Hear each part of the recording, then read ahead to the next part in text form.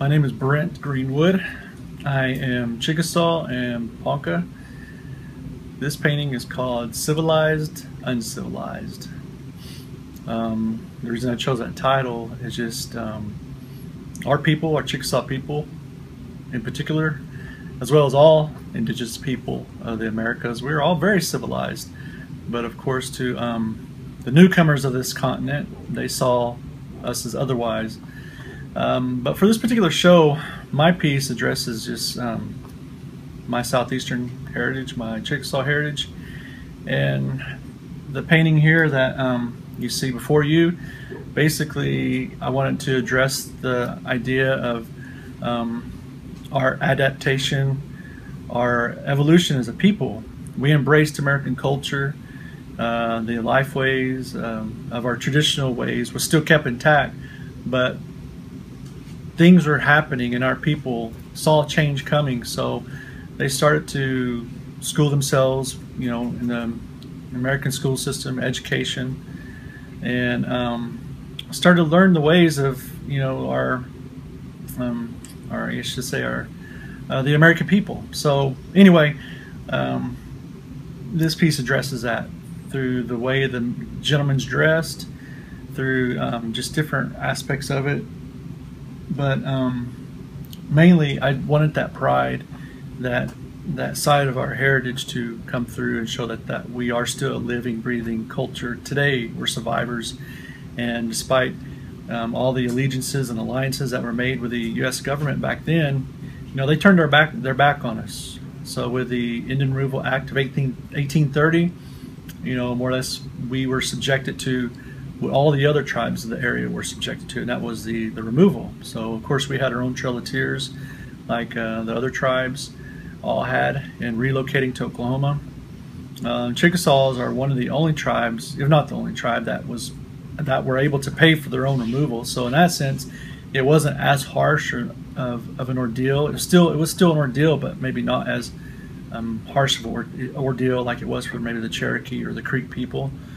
And the reason the Chickasaws were able to do that was that they were affluential people within the area. You know, the Chickasaws back then had, you know, they had small farms, small farms or large farms, almost similar to, excuse me, similar to plantations. You know, we owned slaves.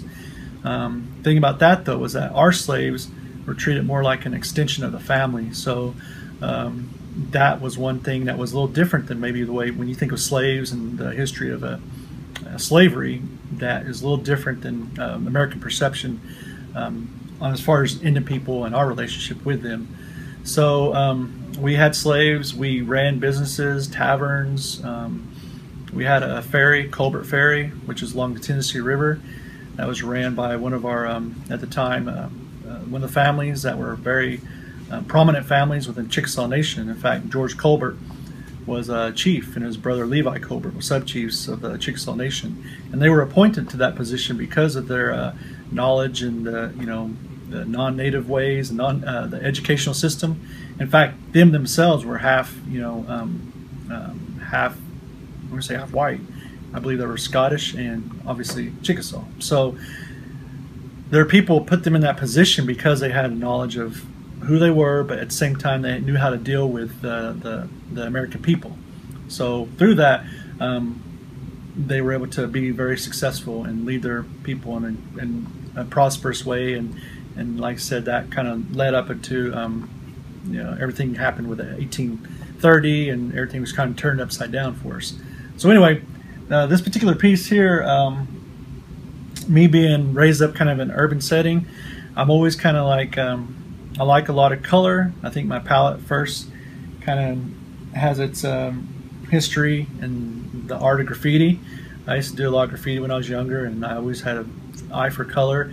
And so when I started getting into my traditional, I guess you would say, easel painting, this kind of this color palette still maintained itself, and I would start focusing more on other things of subject matter, of things of importance for me, and telling my story. And I was doing it through this color palette of vibrant color.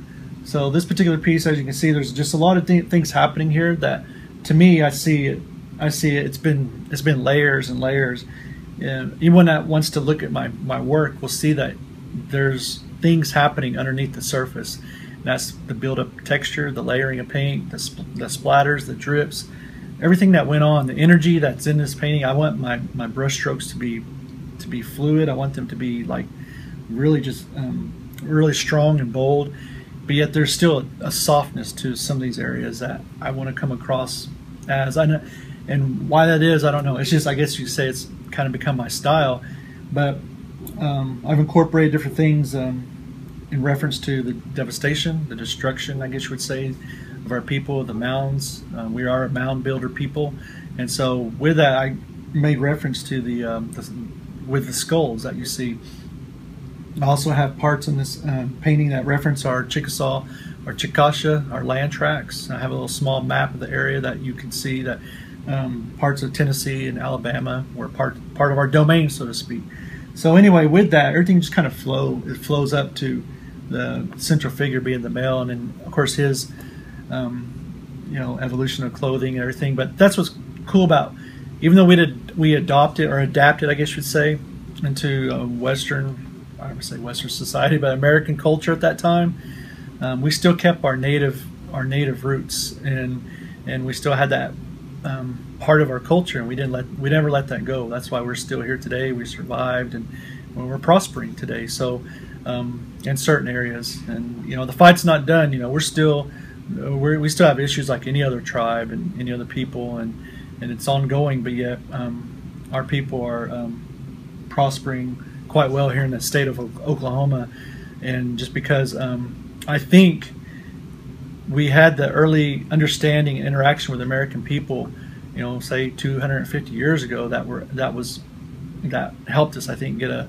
leg up in dealing with him today. So that's why we're able to maybe be a little more successful in some of our endeavors here in Oklahoma. So anyway, this piece just comments on the obviously the struggle that we overcame, the beauty, the pride, the beauty of our culture, the pride we have in who we are as Chickasaw and Indian people in general.